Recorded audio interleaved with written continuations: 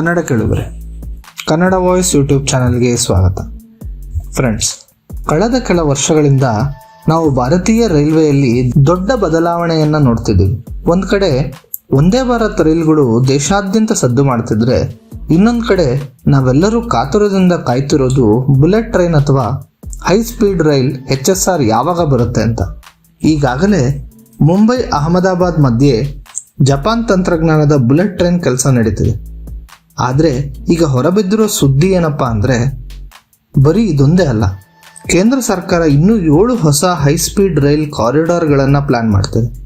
ಅದರಲ್ಲೂ ಇಂಟ್ರೆಸ್ಟಿಂಗ್ ವಿಷಯ ಅಂದರೆ, ಈ ರೈಲುಗಳಿಗೆ ನಾವು ಬೇರೆ ದೇಶದ ಮುಂದೆ ಕೈ ಚಾಚಲ್ಲ, ಬದಲಿಗೆ ಇಂಡಿಜಿನಿಯಸ್ ಟೆಕ್ನಾಲಜಿ ಅಥವಾ ಸಂಪೂರ್ಣ ಸ್ವದೇಶಿ ತಂತ್ರಜ್ಞಾನವನ್ನು ಬಳಸೋಕೆ ನಿರ್ಧರಿಸಲಾಗಿದೆ. ಹಾಗಿದ್ರೆ ಏನಿದು ಆ 7 ರೂಟ್ಗಳು? ನಮ್ಮ ಬೆಂಗಳೂರಿಗೆ ಬುಲೆಟ್ ಟ್ರೈನ್ ಬರುತ್ತಾ? ಜಪಾನ್ ಟೆಕ್ನಾಲಜಿ ಬಿಟ್ಟು ಸ್ವಂತ ಟೆಕ್ನಾಲಜಿ ಮಾಡೋಕ್ಕೆ ಭಾರತಕ್ಕೆ ಕೆಪಾಸಿಟಿ ಇದೆಯಾ? ಇದರ ಖರ್ಚೆಷ್ಟು? ಜನಸಾಮಾನ್ಯರಿಗೆ ಇದರಿಂದ ಲಾಭನ ಅಥವಾ ಇದು ಬರೀ ಶ್ರೀಮಂತರ ಆಟನ?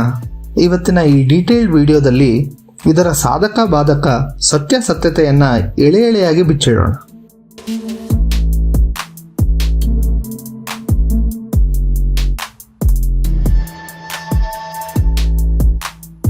ಏನಿದು 7 ಕಾರಿಡಾರ್ ಪ್ಲಾನ್? ನೋಡಿ, ಸದ್ಯಕ್ಕೆ ಭಾರತದಲ್ಲಿ ಆಕ್ಟಿವ್ ಆಗಿ ಕೆಲಸ ನಡೀತಿರೋದು Mumbai Ahmedabad bullet train project ಮೇಲೆ ಮಾತ್ರ. ಇದು ಜಪಾನ್ ದೇಶದ ಶಿಂಕಾನ್ಸೆನ್ ತಂತ್ರಜ್ಞಾನದ ಮೇಲೆ ನಡೀತಿದೆ. ಆದರೆ ನ್ಯಾಷನಲ್ ರೈಲ್ ಪ್ಲಾನ್ ಪ್ರಕಾರ ಭವಿಷ್ಯದಲ್ಲಿ ಭಾರತದ ಪ್ರಮುಖ ನಗರಗಳನ್ನು ಜೋಡಿಸೋಕೆ ಇನ್ನೂ 7 ಕಾರಿಡಾರ್ಗಳ ಪ್ರಸ್ತಾವ ಇದೆ. ಆ ಲಿಸ್ಟು ಹೀಗಿದೆ ನೋಡಿ. ದೆಹಲಿ ವಾರಣಾಸಿ, ಇದು ಸುಮಾರು 865 ಕಿಲೋಮೀಟರ್. ಉತ್ತರ ಪ್ರದೇಶದ ಪ್ರಮುಖ ನಗರಗಳನ್ನು ಇದು ಕವರ್ ಮಾಡುತ್ತೆ. ಅಯೋಧ್ಯೆ ಕೂಡ ಕನೆಕ್ಟ್ ಆಗೋ ಚಾನ್ಸ್ ಇದೆ. ದೆಹಲಿ ಅಮೃತ್ಸರ್, ಇದು ಪಂಜಾಬ್ ಕಡೆಗೆ ಹೋಗೋಕ್ಕೆ. ದೆಹಲಿ ಅಹಮದಾಬಾದ್, ಇದು ರಾಜಸ್ಥಾನದ ಮೂಲಕ ಹಾದು ಹೋಗುತ್ತೆ. ಮುಂಬೈ ನಾಗ್ಪುರ್, ಇದು ಮಹಾರಾಷ್ಟ್ರದ 2 ದೊಡ್ಡ ಸಿಟಿಗಳನ್ನು ಕನೆಕ್ಟ್ ಮಾಡುತ್ತೆ. ಮುಂಬೈ ಹೈದರಾಬಾದ್, ಇದು ಆರ್ಥಿಕವಾಗಿ ಬಹಳ ಮುಖ್ಯವಾದ ರೂಟ್. ವಾರಣಾಸಿ ಹೌರಾ, ಅಂದರೆ ಕೋಲ್ಕತ್ತಾ ಕಡೆಗೆ. ಚೆನ್ನೈ, ಬೆಂಗಳೂರು, ಮೈಸೂರು. ಹೌದು ಫ್ರೆಂಡ್ಸ್, ದಕ್ಷಿಣ ಭಾರತದ ಮೊದಲ ಬುಲೆಟ್ ಟ್ರೈನ್ ರೂಟು ಇದೇ ಆಗಿರಲಿದೆ. ಈಗಾಗಲೇ ಒಂದೇ ಭಾರತ್ ಇಲ್ಲಿ ಓಡಾಡುತ್ತೆ. ಆದರೆ ಬುಲೆಟ್ ಟ್ರೈನ್ ಬಂದರೆ ಚೆನ್ನೈಯಿಂದ ಮೈಸೂರಿಗೆ ಕೇವಲ 2ರಿಂದ 2.5 ಗಂಟೆಯಲ್ಲಿ ಹೋಗ್ಬೋದು. ಈಗ ಬ್ರೇಕಿಂಗ್ ನ್ಯೂಸ್ ಏನಪ್ಪ ಅಂದರೆ, ಈ ಪ್ರಾಜೆಕ್ಟ್ಗಳಿಗೆ ಮೇಕ್ ಇನ್ ಇಂಡಿಯಾ ಪುಷ್ ಕೊಡೋಕ್ಕೆ ಸರ್ಕಾರ ಡಿಸೈಡ್ ಮಾಡಿ.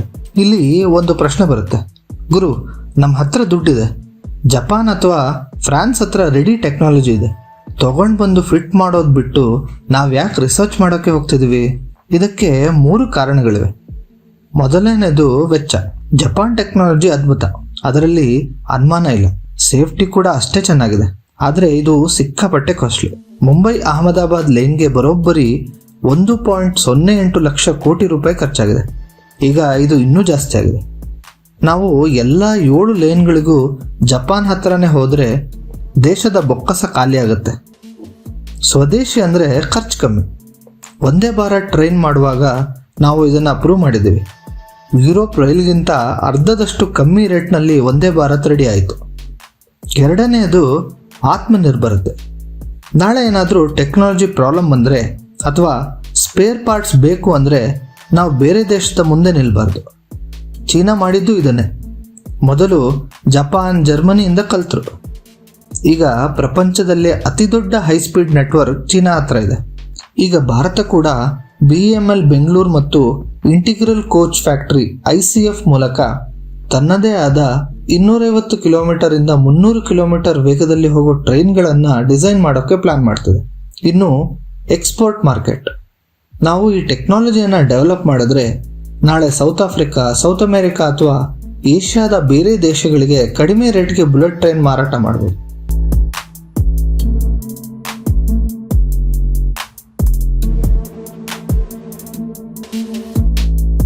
ಸವಾಲೇನು? ನಮ್ಮ ಹತ್ರ ಸದ್ಯಕ್ಕೆ 160ರಿಂದ 180 ಕಿಲೋಮೀಟರ್ ವೇಗದಲ್ಲಿ ಹೋಗೋ ಒಂದೇ ಭಾರತ್ ಟೆಕ್ನಾಲಜಿ ಇದೆ. ಆದರೆ 300 ಕಿಲೋಮೀಟರ್ ಅಥವಾ 350 ಕಿಲೋಮೀಟರ್ ಅನ್ನೋದು ಬೇರೆನೇ ಲೆವೆಲ್ಗೆ. ಅಲ್ಲಿ ಏರೋಡೈನಮಿಕ್ಸ್, ಟ್ರ್ಯಾಕ್ ಟೆಕ್ನಾಲಜಿ, ಸಿಗ್ನಲ್ ಎಲ್ಲವೂ ಅಡ್ವಾನ್ಸ್ ಬೇಕು. ಇದಕ್ಕೆ ಟೈಮ್ ಹಿಡಿಯುತ್ತೆ. ಸರಿ, ಇಷ್ಟೆಲ್ಲ ಕೋಟಿ ಸುರಿದು ಬುಲೆಟ್ ಟ್ರೈನ್ ತರೋದ್ರಿಂದ ದೇಶಕ್ಕೆ ಏನ್ ಲಾಭ? ಸ್ನೇಹಿತರೆ, ಬೆಂಗಳೂರಿಂದ ಚೆನ್ನೈಗೆ ಟ್ರೈನ್ ನಲ್ಲಿ 5 ರಿಂದ 6 ಗಂಟೆ ಬೇಕು. ಬುಲೆಟ್ ಟ್ರೈನ್ ಬಂದ್ರೆ 1.5 ಇಂದ 2 ಗಂಟೆ ಸಾಕು. ಟೈಮ್ ಈಸ್ ಮನಿ ಅನ್ನೋ ಬಿಸ್ನೆಸ್ ಮ್ಯಾನ್ಗಳಿಗೆ ಇದು ವರದಾನ. ಆರ್ಥಿಕ ಅಭಿವೃದ್ಧಿ, ಎಕನಾಮಿಕ್ ಬೂಮ್. ಒಂದು ಸ್ಟಡಿ ಪ್ರಕಾರ ಹೈ ಸ್ಪೀಡ್ ರೈಲ್ ಬರೋ ಜಾಗದಲ್ಲಿ GDP ಗ್ರೋತ್ ಆಗುತ್ತೆ. ಯಾಕಂದ್ರೆ ಕನೆಕ್ಟಿವಿಟಿ ಹೆಚ್ಚಾಗುತ್ತೆ. ರಿಯಲ್ ಎಸ್ಟೇಟ್, ಟೂರಿಸಂ ಮತ್ತು ಬಿಸ್ನೆಸ್ ಡೆವಲಪ್ ಆಗುತ್ತೆ. ಇದನ್ನ ಮಲ್ಟಿಪ್ಲೈಯರ್ ಎಫೆಕ್ಟ್ ಅಂತಾರೆ. ನಾಗರೀಕರಣದ ವಿಕೇಂದ್ರೀಕರಣ, ಡಿಕಂಜೆಸ್ಟಿಂಗ್ ಮೆಟ್ರೋಸ್. ಇದು ತುಂಬಾನೇ ಇಂಪಾರ್ಟೆಂಟ್ ಪಾಯಿಂಟ್. ನೋಡಿ, ಎಲ್ಲರೂ ಬೆಂಗಳೂರು, ಮುಂಬೈ, ದೆಹಲಿಗೆ ಬಂದು ಸೇರ್ತಿದ್ದಾರೆ. ಟ್ರಾಫಿಕ್ ಜಾಮ್ ಆಗ್ತಿದೆ. ಬುಲೆಟ್ ಟ್ರೈನ್ ಇದ್ರೆ ಒಬ್ಬ ವ್ಯಕ್ತಿ ಮೈಸೂರಿನಲ್ಲಿ ಅಥವಾ ತುಮಕೂರಿನಲ್ಲಿ ಇಟ್ಕೊಂಡು ಬೆಂಗಳೂರಿಗೆ 30 ರಿಂದ 40 ನಿಮಿಷದಲ್ಲಿ ಬಂದು ಕೆಲಸ ಮುಗಿಸ್ಕೊಂಡು ಹೋಗ್ಬೋದು. ಆಗ ದೊಡ್ಡ ಸಿಟಿಗಳ ಮೇಲೆ ಒತ್ತಡ ಕಡಿಮೆ ಆಗುತ್ತೆ. ಪರಿಸರ ಸ್ನೇಹಿ, ಸಾವಿರಾರು ಕಾರ್ಗಳು, 100 ಫ್ಲೈಟ್ಗಳು ಉಗುಳೋ ಹೊಗೆಗಿಂತ ಎಲೆಕ್ಟ್ರಿಕ್ ನಲ್ಲಿ ಓಡಾಡೋ ಒಂದು ಹೈ ಸ್ಪೀಡ್ ಟ್ರೈನ್ ಪರಿಸರಕ್ಕೆ ಕಡಿಮೆ ಹಾನಿ ಮಾಡುತ್ತೆ. ಉದ್ಯೋಗ ಸೃಷ್ಟಿ, ಕನ್ಸ್ಟ್ರಕ್ಷನ್ ಟೈಮ್ ನಲ್ಲಿ ಮತ್ತು ಆಪರೇಷನ್ ಶುರುವಾದ ಮೇಲೆ ಲಕ್ಷಾಂತರ ಉದ್ಯೋಗ ಸಿಗುತ್ತೆ. ಹಾಗಂತ ಚಾಲೆಂಜ್ ಇಲ್ವಾ? ಸ್ನೇಹಿತರೆ, ನಾಣ್ಯಕ್ಕೆ ಇನ್ನೊಂದು ಮುಖ ಕೂಡ ಇದೆ. ಇದರ ಬಾಧಕಗಳು ಅಥವಾ ರಿಯಲ್ ಚಾಲೆಂಜ್ ಏನಂತ ನೋಡೋಣ. ಭೂಸ್ವಾಧೀನ. ಭಾರತದಲ್ಲಿ ಇದೇ ದೊಡ್ಡ ತಲೆನೋವು. ಮುಂಬೈ ಅಹಮದಾಬಾದ್ ಪ್ರಾಜೆಕ್ಟ್ ಡಿಲೇ ಆಗಿದ್ದೇ ಮಹಾರಾಷ್ಟ್ರದಲ್ಲಿ ಜಾಗ ಸಿಗದೇ ಇರೋದ್ರಿಂದ.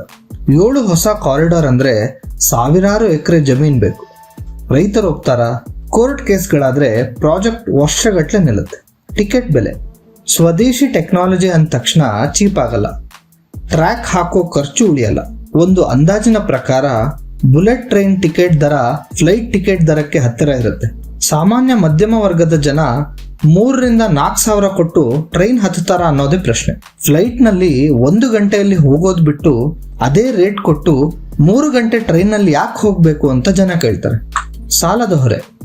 ಈ ಪ್ರಾಜೆಕ್ಟ್ಗಳಿಗೆ ಲಕ್ಷಾಂತರ ಕೋಟಿ ಬೇಕು. ಸರ್ಕಾರ ಇದನ್ನ ಸಾಲ ತಂದೆ ಮಾಡಬೇಕು. ರೈಲ್ವೆ ಈಗಾಗಲೇ ನಷ್ಟದಲ್ಲಿ ಅಥವಾ ಅಷ್ಟೇನು ಲಾಭದಲ್ಲಿಲ್ಲ. ಇಷ್ಟು ದೊಡ್ಡ ಬಂಡವಾಳ ಹಾಕಿ ಇದು ವಾಪಸ್ ಬರೋಕ್ಕೆ ದಶಕಗಳೇ ಬೇಕಾಗುತ್ತೆ. ಆದ್ಯತೆಯ ಪ್ರಶ್ನೆ. ಒಂದ್ ಕಡೆ ಸಾಮಾನ್ಯ ಎಕ್ಸ್ಪ್ರೆಸ್ ಟ್ರೈನ್ಗಳು ಲೇಟ್ ಬರ್ತಿವೆ. ಜನರಲ್ ಬೋಗಿಯಲ್ಲಿ ಜನ ಕುರಿಗಳ ತರ ತುಂಬ್ತಾರೆ. ಟ್ರ್ಯಾಕ್ ಸೇಫ್ಟಿ ಬಗ್ಗೆ ಪ್ರಶ್ನೆಗಳಿವೆ. ಇಂತಹ ಟೈಮ್ನಲ್ಲಿ ಲಕ್ಷಾಂತರ ಕೋಟಿಯನ್ನ ಬುಲೆಟ್ ಟ್ರೈನ್ಗೆ ಹಾಕೋದು ಸರಿಯಾ? ಮೊದಲು ಬೇಸಿಕ್ ಸರಿ ಮಾಡಿ, ಆಮೇಲೆ ಹೈಫೈ ಮಾಡಿ ಅಂತ ಕೇಳೋರು ಇದ್ದಾರೆ. ಸೊ ಫ್ರೆಂಡ್ಸ್, ಇದಿಷ್ಟು ಭಾರತದ 7 ಹೊಸ ಬುಲೆಟ್ ಟ್ರೈನ್ ಕಾರಿಡಾರ್ ಮತ್ತು ಸ್ವದೇಶಿ ಪ್ಲಾನ್ ನ ಕಂಪ್ಲೀಟ್ ಅನಾಲಿಸಿಸ್. ನನ್ನ ಪ್ರಕಾರ ಅಭಿವೃದ್ಧಿ ಹೊಂದುತ್ತಿರುವ ದೇಶಕ್ಕೆ ಹೈ ಸ್ಪೀಡ್ ಟ್ರೈನ್ ಬೇಕು. ಆದರೆ ಅದು ಸಾಮಾನ್ಯ ರೈಲು ವ್ಯವಸ್ಥೆಯನ್ನ ಕಡೆಗಣಿಸಿ ಆಗಬಾರ್ದು. ವಂದೇ ಭಾರತ್ ಮತ್ತು ಬುಲೆಟ್ ಟ್ರೈನ್ 2 ಕಣ್ಗಳಿದ್ದಂತೆ. ಶ್ರೀಮಂತರಿಗೆ ಅಥವಾ ಅರ್ಜೆಂಟ್ ಇರೋರಿಗೆ ಬುಲೆಟ್ ಟ್ರೈನ್, ಸಾಮಾನ್ಯರಿಗೆ ಸುಸಜ್ಜಿತವಾದ ಎಕ್ಸ್ಪ್ರೆಸ್ ರೈಲುಗಳು. ಹೀಗೆ ಬ್ಯಾಲೆನ್ಸ್ ಮಾಡಿದ್ರೆ ಮಾತ್ರ ಈ ಯೋಜನೆ ಸಕ್ಸಸ್ ಆಗುತ್ತೆ. ನಿಮಗೇನನ್ಸುತ್ತೆ? ಕಮೆಂಟ್ ಮಾಡಿ ತಿಳಿಸಿ. ಈ ವಿಡಿಯೋ ಇಷ್ಟ ಆಗಿದ್ರೆ ಲೈಕ್ ಮಾಡಿ, ಶೇರ್ ಮಾಡಿ ಹಾಗೂ ಹೈಪ್ ಮಾಡಿ. ಇದೇ ರೀತಿ ಆಳವಾದ ಸುದ್ದಿಗಾಗಿ ನಮ್ಮ ಚಾನೆಲ್ನ ನೋಡ್ತಾ ಇರಿ. ಧನ್ಯವಾದ.